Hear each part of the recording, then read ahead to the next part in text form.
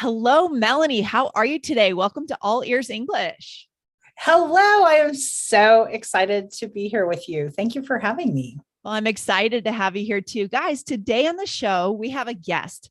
We have Melanie Parish, who is the author of The Experimental Leader. She is a leader, a coach, a speaker, and a podcast host. And interestingly, she's also a farmer. That's so funny when you said that, Melanie. How did you get into farming? Do you live on a farm or why a farmer? No, no. So it's a family farm. Like it's been in my farm since my great grandparents, and we actually have tenants who do the day-to-day farming. Okay. Mostly, I sign a lot of farm paperwork, but I've really loved sort of claiming it as an identity. I think about I think about crops differently. We have an organic peanut farm and an organic cotton, like it's organic peanuts and organic cotton.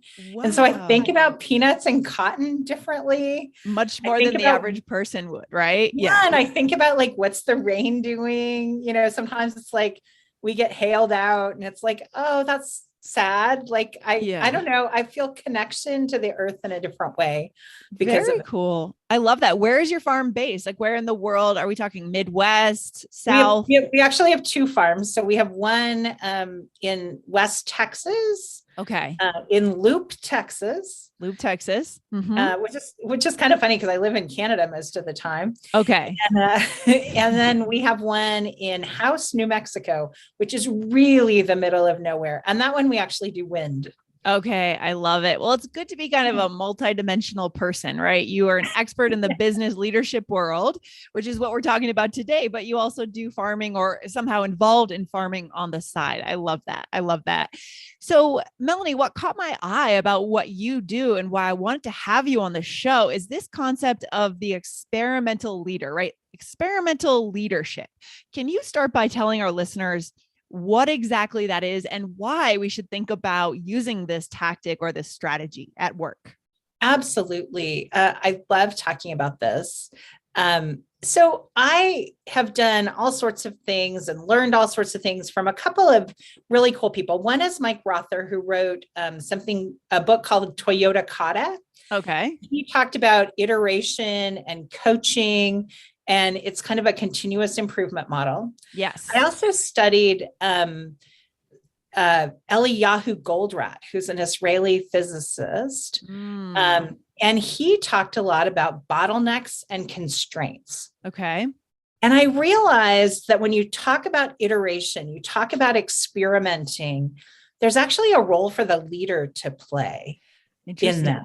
Uh-huh. And what should that role be? What did you get the sense of?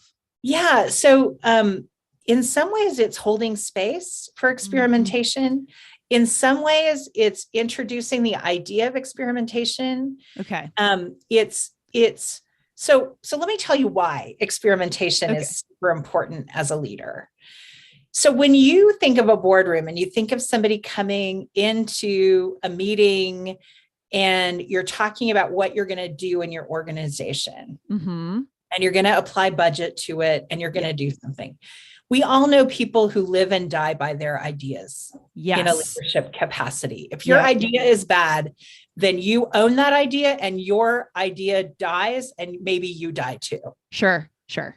But actually, every single one of these things we decide to do in the boardroom is an experiment. Yes. We don't know how it's going to come out. We don't know what's going to happen. And so it's an experiment. And if we see it as a collective experiment, so we own it collaboratively as a team, and we decide how we're going to experiment as opposed to doing Bill's idea or Mary's idea. Okay, got it. So you're opening up that space. Interesting. And then you don't have to die. Then you don't have to die with your idea, right? Yes. And that leads to more ideas. Because they don't have to be right before you've tested them. We test them to find out if they're right. Yeah. Why do you think people get so attached to their ideas?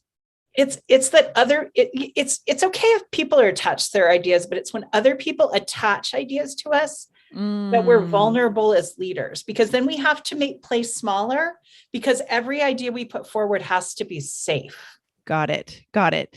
Okay. I love this. I mean, I may have a question for you a little bit later on about culture too, about how these tactics work. Cause we know for our listeners, they are all over the world doing business. Many of them are in a leadership position indeed, but leading across cultures, right? Which is adds that additional challenge. So let's go into a little bit of the how, right? The tactics, kind of 3 tips, 3 strategies, Melanie, about how we could bring on a bit more of this experimental leadership.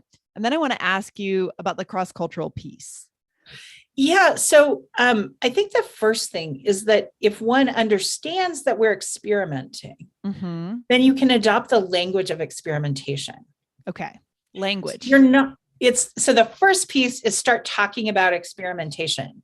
So how this might play out is if you're talking to a direct report or something and they're coming to you with a problem, a really good question to ask them is, what's the next thing you're going to try?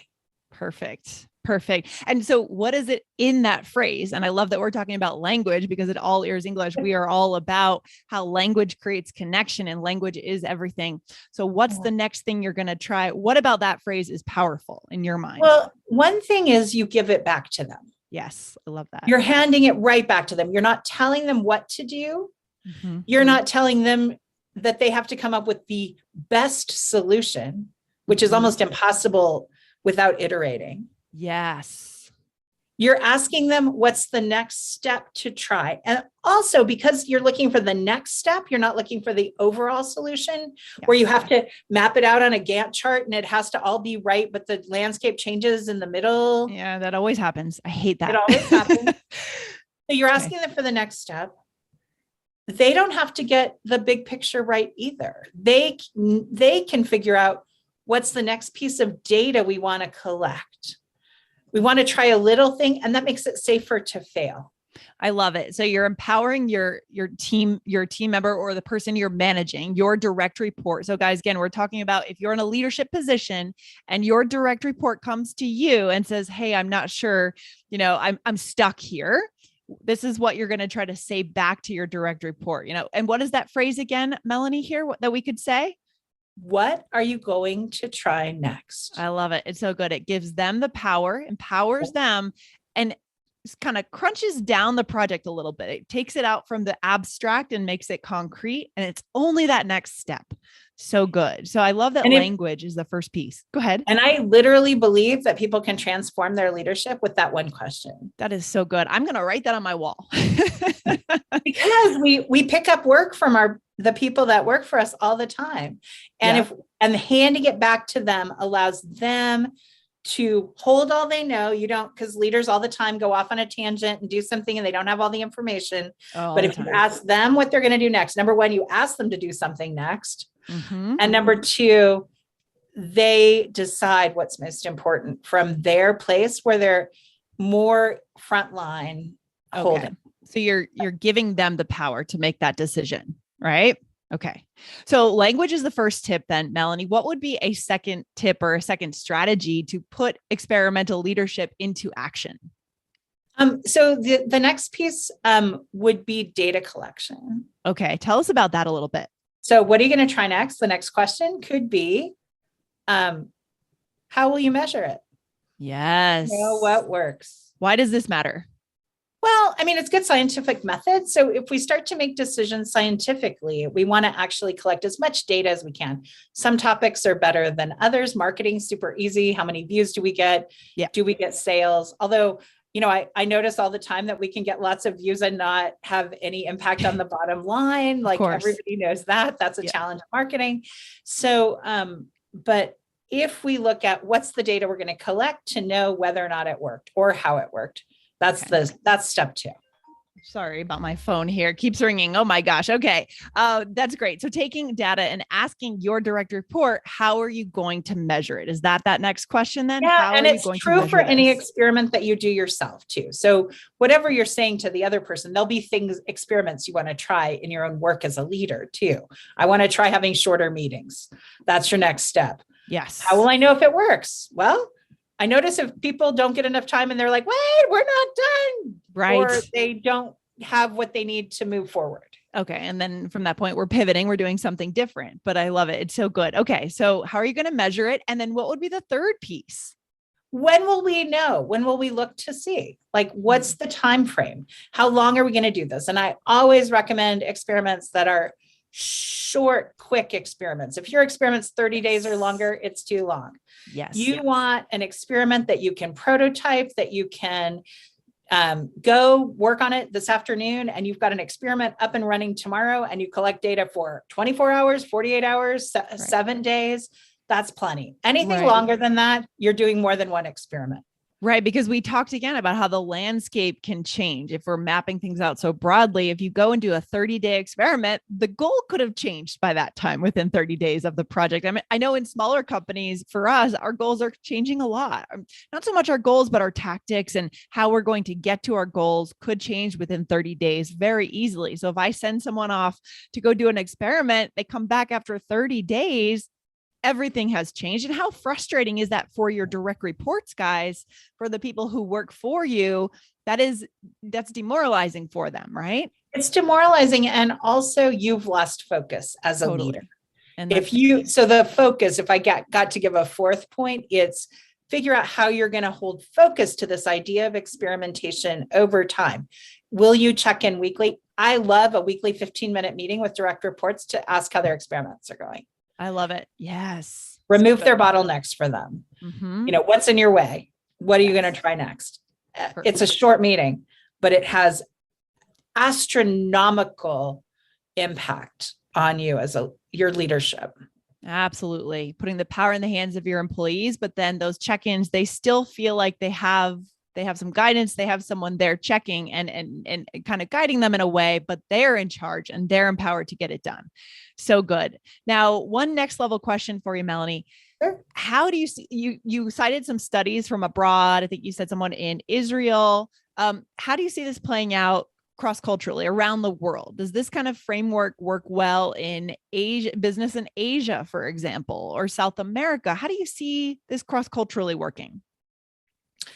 Well, I mean, in many ways, there's some parts that are universal and some parts that might be difficult if the culture supports kind of a top-down directive leadership style. Then this might rock the boat a bit. Right. Yes, and that's a great expression. Rock the boat. It threads the thinking through the organization. But if an organization is resistant to that and has sort of unspoken social norms that one doesn't get information going up, it's kind of how feedback loops work. If you're in sort of an autocratic leadership model, this model may be incredibly necessary and it will help lead to better innovation in your organization, but you may get pushback. So you want to do it really gently if you're doing that. For sure. And I'm sure that within certain cultures, there could be companies that would take this on much more easily because maybe they're a younger company or they haven't been around as long and they're just more willing to adopt new ways of thinking, that kind of thing. So guys, when you hear about this experimental leadership, just reflect for a minute.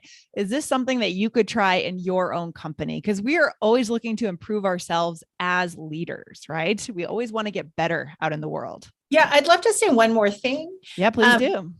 People who have some sort of, I'll call it marginalization just for conversation's sake, but like women who are leaders, people who are of a race that might have struggles in leadership, it's a very gentle approach to ask someone how they're going to handle it. So in that sort of culture piece, this is a really nice model because you're not, sometimes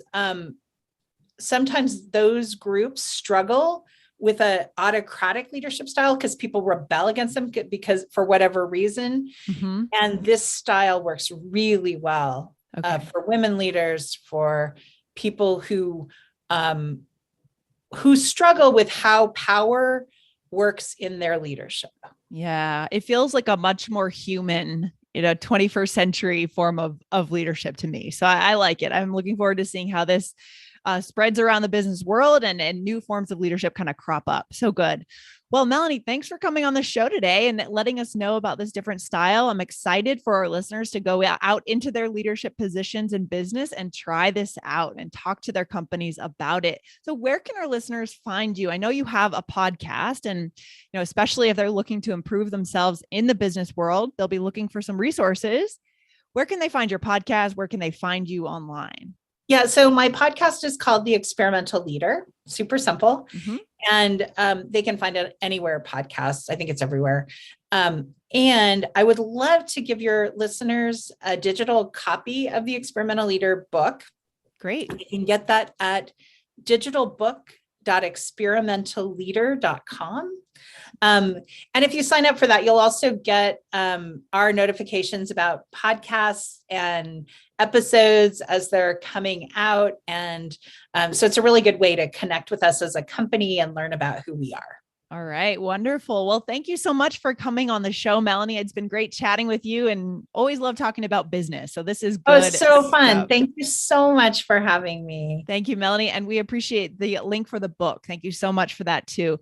And we'll maybe see you on the show another time. Thanks again. Anytime. Yeah, really fun. Thanks. Bye.